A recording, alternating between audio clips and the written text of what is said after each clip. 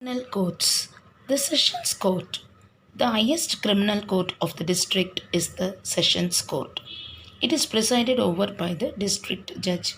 So, it is called as the district or the Sessions Judge Court.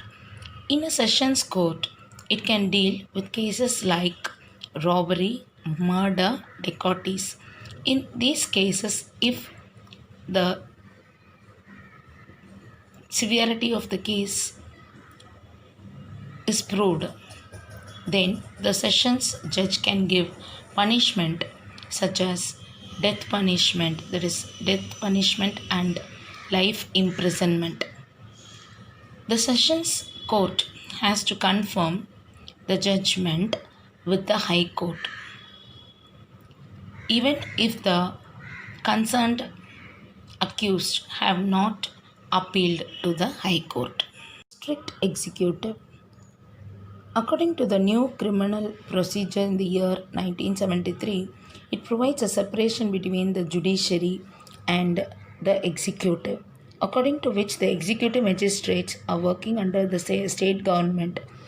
The highest of this executive magistrate is the district magistrate, who is otherwise called as the deputy commissioner, and their main work is to look after the law and order in the country. So, apart from this, there are also judicial magistrates who are working and in the districts, and there are two classes, first class and second class.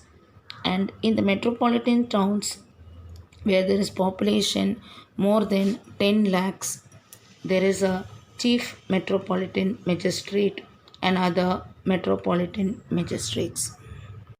The Chief Judicial Magistrate. The Chief Judicial Metropolitan Magistrate cannot award death punishment or life imprisonment. He can only give punishments up to 3 years, and the first class magistrate, the first class judicial magistrate, can award only punishment up to 3 years and also an fine amount of rupees 5,000. And the second class magistrate can award punishment only up to 2 years and then fine of 1,000 rupees.